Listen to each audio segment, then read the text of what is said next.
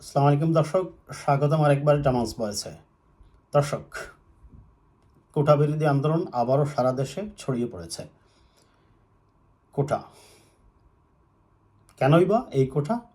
আসলে এই কোটার দ্বারা কি অর্জন করতে চাচ্ছি আমরা, সেটাই আমরা একটু খোঁজার চেষ্টা করব এই ভিডিওতে, এবং এটার সম্মানজনক সলিউশন কি হতে পারে আমরা সেটাই খোঁজার চেষ্টা করব এই ভিডিওতে। দর্শক, কোটা মূলত দেশ স্বাধীন হওয়ার পর 1972 সালের সংবিধানে অন্তর্ভুক্ত করা হয়।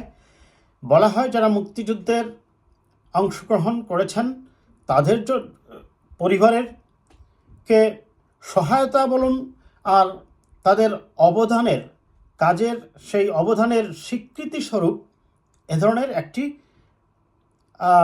বিধিবিধান অন্তর্ভুক্ত করা হয়। পাশাপাশি এই কোঠায় শুধু মুক্তিযুদ্ধের ব্যাপার নয়, যারা উপজাতি গোষ্ঠী, যারা পিছিয়ে পড়া গোষ্ঠী আছে, পার্বত্য চট্টগ্রাম বা খাগড়াছড়ি কিংবা জেলাওয়ারি যে কোটাও দেওয়া হয়, সেগুলার তখনকার পরিবেশ পরিস্থিতি এবং আমাদের আর্থসামাজিক অবস্থান, রাজনৈতিক প্রেক্ষাপট, সদ্য স্বাধীন হওয়া একটি দেশের প্রেক্ষাপটে হয়তো বা সেই কোঠার অপরিহার্যতা ছিল। স্বাধীনতার 52 বছর পরে এখনও কিছু কোঠা রাখার প্রয়োজন আছে বলেই আমি মনে করি।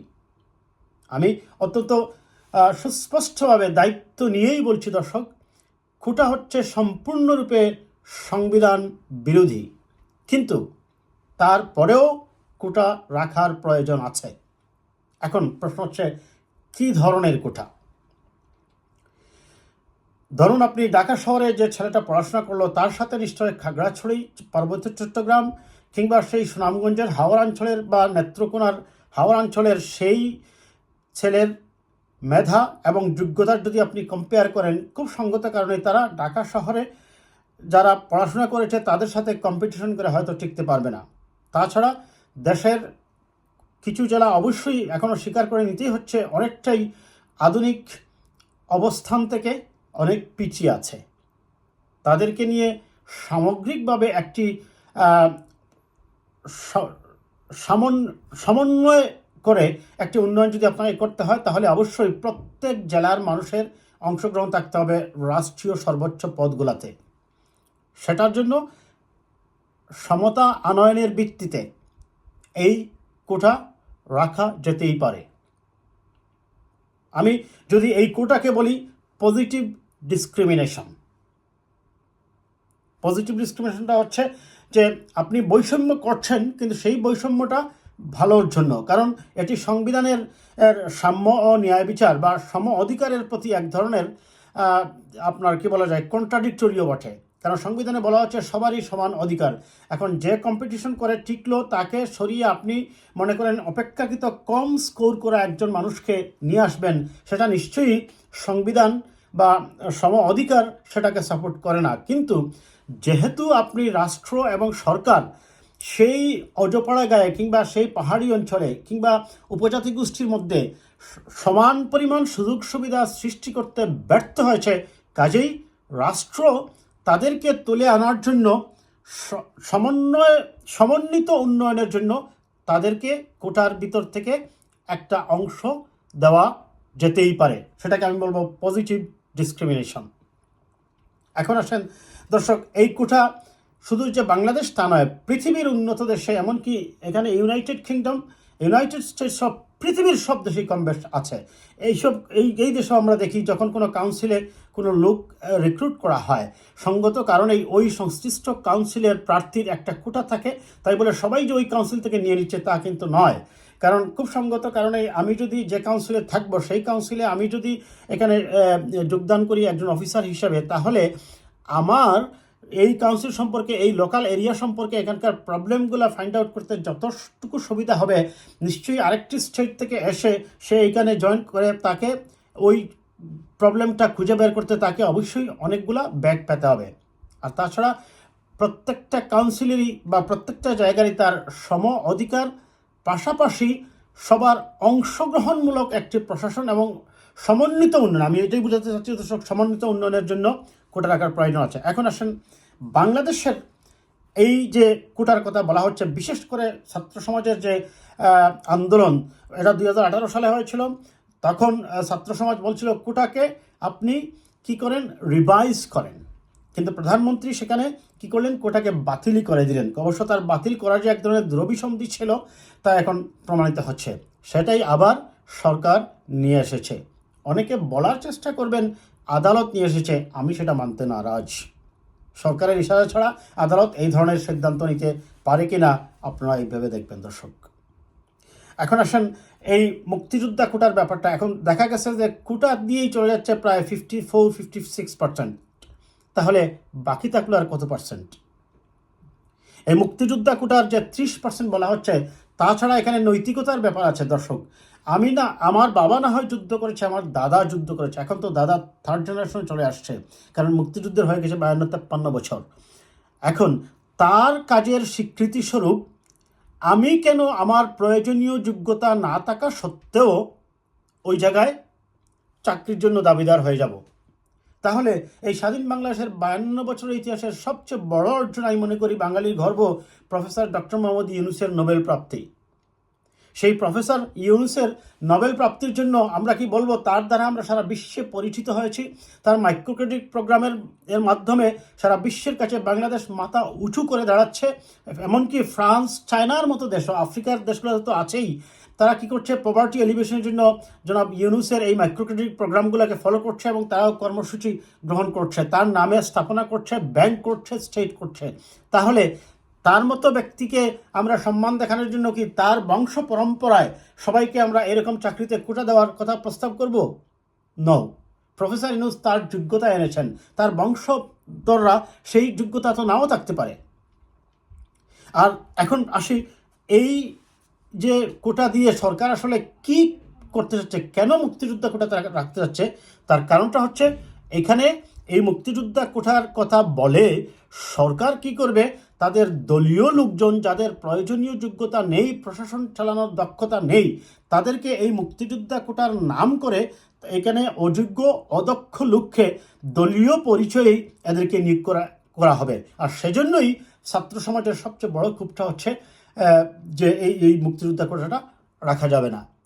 মূলত এটা সৎ উদ্দেশ্যে নয়, সরকারের হীনমন্যতা, দলীয় উদ্দেশ্য সফল করার জন্যই এই কোটা তারা রাখতে চাচ্ছেন। তবে একটা কথা আমি বলবো, এই মুক্তিযোদ্ধা কোটার নামে যেটা বলা হচ্ছে যে চাকরিতে এদেরকে নিয়োগ দেওয়া হবে, এটি হচ্ছে মূলত একটি অপরাধের দেয়াল এবং যুক্তিহীন মূল্যায়নের জন্য অবদানের যুক্তিহীন মূল্যায়ন। আমি আবার বলি দর্শক, অপরাধের দেয়াল এবং অবদানের যুক্তিহীন মূল্যায়নের প্রস্তাব। কাজে আমরা মনে করি এই যে কোটা যেটা, সেই কোটাটাকে অবশ্যই একটা যৌক্তিক পর্যায়ে নিয়ে আসতে হবে, যদিও রাখা হয় একটা যৌক্তিক পর্যায়ে নিয়ে আসতে হবে। আজকে দেখি আমরা দর্শক ছাত্র সমাজের আন্দোলন, আপনারা দেখেন যে তারা সারা দেশে এখন ছড়িয়ে পড়েছে আন্দোলন, এবং আজকে এই ছুটির দিনেও আপনারা দেখেন ছাত্র সমাজ প্রত্যেকটি বিশ্ববিদ্যালয়ের ফটকে রাস্তায় অবরোধ করেছে, তারা ছাত্র আন্দোলন করছে, এবং আগামীকালকে তারা বলছে সারা দেশে বাংলা ব্লকেড কর্মসূচি 1 ঘন্টা। আজকে তারা রাজধানীর শাহবাগে 1 ঘন্টা অবস্থানের পর অবরোধ তুলে নিয়েছে কোটা বিরোধী আন্দোলনকারীরা। এতে স্বাভাবিক হয়েছে যান চলাচল। সরকারি চাকরিতে কোটা পুনর্বহালের প্রতিবাদে গত কয়েকদিন থেকে সারা দেশে বিভিন্ন বিশ্ববিদ্যালয় কলেজের শিক্ষার্থীরা 4 দফা দাবি নিয়ে আন্দোলন চালিয়ে আসছেন। আন্দোলনে তারা বিক্ষোভ মিছিল ও সড়ক অবরোধ করছেন। শনিবার বিকাল 4:35 দিকে বৈষম্য বিরোধী ছাত্র আন্দোলনের ব্যানারে ঐক্যবদ্ধ শিক্ষার্থী ও চাকরি প্রত্যাশীরা শাহবাগ মোড়ে সড়ক অবরোধ করছিলেন। অবরোধের কারণে শাহবাগ মোড়ের সকল দিকে যান চলাচল বন্ধ হয়ে যায়। যাই হোক দর্শক, এখন তারা শুধু শাহবাগ মোড় নয়, শাহবাগ ও ঢাকা শহরের সায়েন্স ল্যাব, ছানকারপুল, নীলক্ষেত, মতিঝিল সহ প্রতিটি পয়েন্টে বিশ্ববিদ্যালয় কলেজের শিক্ষার্থীরা নেমে এসে কর্মসূচি সফল করেন। ঢাকার বাইরে জেলা ও বিশ্ববিদ্যালয় পর্যায়ে শিক্ষার্থীরা মহাসড়ক অবরোধ করবেন। এটা আগামীকালকের কর্মসূচির কথা বলা হচ্ছে। যাই দর্শক, আমি আর এগুলা পড়ছি না। এখন প্রশ্নটা হচ্ছে, আমরা আশা করি সরকার এই আদালতের গাড়ে বন্দুক রেখে যেটা বলার চেষ্টা করছে, এটা মানুষ কিন্তু বুঝে। যদি আমরা বলছি না যে কোটা সম্পূর্ণরূপে তুলে দিতে, কোটা অবশ্যই থাকবে, সেই কোটাকে একটা যৌক্তিক পর্যায়ে নিয়ে আসতে হবে, এবং মুক্তিযোদ্ধা কোটা কোনোভাবেই 30% রাখা যাবে না। এবং অন্যান্য যে কোটাগুলাও আছে সেগুলাকে একটা যৌক্তিক পর্যায়ে নিয়ে এসে রাখতে হবে। আমি এটা বলেই শেষ করব দর্শক, কোটা অবশ্যই, আমি দায়িত্ব নিয়ে বলছি, কোটা অবশ্যই সংবিধান বিরোধী। কিন্তু সংবিধান বিরোধী হলেও যেহেতু, আমি এটা নিয়ে সার কথা বলছি দর্শক, যেহেতু সরকার এখনও বা রাষ্ট্র এখনও প্রত্যেকটি জেলার নাগরিকদের জন্য সমানভাবে আপনার শিক্ষা ব্যবস্থা সহ সব কিছু উপকরণ সাপ্লাই করতে পারেনি, কাজেই এইটা বিবেচনা করে এখনও কোটা রাখার প্রয়োজন আছে, জেলাওয়ারি কোটাটা এবং উপজাতিদের কোটাটা, এবং পার্বত্য চট্টগ্রাম এবং খাগড়াছড়ির জন্য অবশ্যই কোটা রাখার প্রয়োজন আছে। তবে সেটাকে যৌক্তিক পর্যায়ে নিয়ে আসতে হবে এবং সরকারকে মনে রাখতে হবে এই মুক্তিযোদ্ধা কোটার নামে তারা যে অপরাধের দেয়াল দিচ্ছেন, অর্থাৎ সংবিধান দেখিয়ে তখন তারা অযোগ্যদের নিয়োগ দেওয়ার, একটা দলীয় লোকদের নিয়োগ দেওয়ার পায়তারা করছেন, এটা থেকে সরে আসতে হবে। কারো অবদানের স্বীকৃতিস্বরূপ যদি আপনি তাকে মূল্য দিতেই হয়, তার যদি মূল্যায়ন করতেই হয়, তাহলে তার পরিবার যদি কোনো আর্থিক সংকটে থাকে, রাষ্ট্র তাকে অর্থ যোগান দেবে। যদি চিকিৎসার প্রয়োজন হয়, রাষ্ট্র তার চিকিৎসার ব্যবস্থা করবে। বাসস্থানের প্রয়োজন হলে রাষ্ট্র তাকে বাসস্থান দেবে। কিন্তু ওই মুক্তিযোদ্ধার পরিবারের সদস্যের যথাযথ যোগ্যতা না থাকা সত্ত্বেও প্রশাসনে তাকে নিয়োগ দেওয়ার অর্থই হচ্ছে দলীয় অযোগ্য অদক্ষদেরকে দিয়ে প্রশাসনিক ডিভালুয়েশন এবং ডিমোরালাইজেশন করা। আমরা আশা করব সরকার এই সিদ্ধান্ত থেকে সরে আসবেন এবং মনে রাখবেন, ছাত্র আন্দোলন কখনো বৃথা যায়নি। 62-র আন্দোলন, 66-র 6 দফা আন্দোলন, 69-এর গণ অভ্যুত্থান, 70-এর নির্বাচন এবং 71-এর মুক্তিযুদ্ধ, 90-এর স্বৈরাচার বিরোধী আন্দোলন, এই যতগুলি ছাত্র আন্দোলন হয়েছে সবগুলাই তার ইপ্সিত লক্ষ্যে পৌঁছেছে। স্বৈরাচাররা কখনোই প্রথম দফায় তারা কথা শুনতে চায় না।